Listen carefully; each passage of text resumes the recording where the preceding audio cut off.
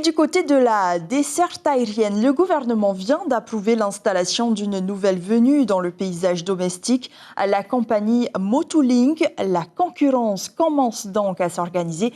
Caroline Fary, est-ce une bonne nouvelle ?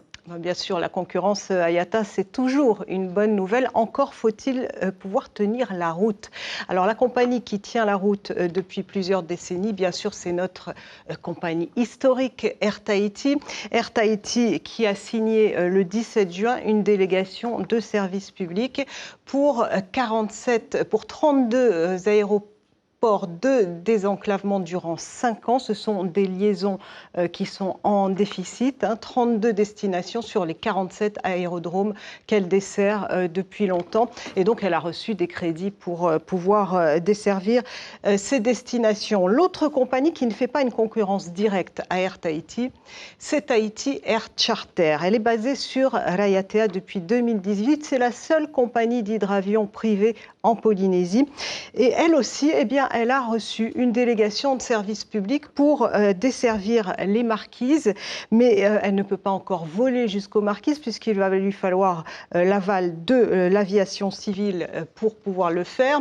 En tout cas, elle a obtenu sa licence en 2018 et elle fait une légère concurrence à Air Archipel, qui est une filiale d'Air Tahiti, une compagnie privée qui a été extrêmement présente durant la crise du Covid puisqu'elle assurait les évassanes des malades. C'est une concurrence indirecte à Air Tahiti. Alors la compagnie qui aurait pu faire une vraie concurrence à notre compagnie historique, c'est Islands Airlines. Cette compagnie fondée par l'homme d'affaires calédonien Bill Ravel. Alors lui, on peut dire qu'il n'a pas volé, mais il a plutôt ramé pour obtenir sa licence. Il l'a finalement obtenue en 2018, mais il a dû passer par le tribunal administratif. En tout cas, il pourra toujours revenir. Depuis, il a disparu des radars. La crise du Covid a dû passer par là. Il pourra toujours revenir pour assurer la desserte des 12 aéroports qui sont en libre concurrence et donc sans fixation de prix, Ayata. Mais qu'en est-il alors de cette nouvelle compagnie, Motulink ? Motulink, alors c'est une société, nous dit-on, 100% polynésienne. Derrière cette société, un nom circule, Alexandre Mou, mais rien n'est sûr pour l'instant.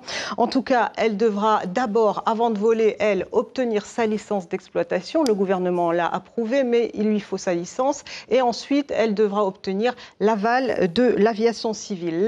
La compagnie va desservir dans un premier temps 6 destinations parmi les 12 qui sont en libre concurrence. Au départ de Tahiti, elle va desservir Raiatea, Bora Bora, Wahine, Tikehau, Fakarava et Rangiroa qui ne figurent pas ici. En tout cas, elle espère décoller au premier semestre 2022 à des prix défiant toute concurrence et ça c'est tout à la faveur du consommateur, un peu moins à celle d'Air Tahiti dont le PDG accepte facilement cette loi de la concurrence, mais il souhaite tout de même bonne chance à cette nouvelle venue parce qu'il faut avoir les reins très solides aujourd'hui pour monter une compagnie aérienne. Il faut en gros 1 milliard et demi à Ayata. L'information en continu sur Polynésie la première, Internet et réseaux sociaux.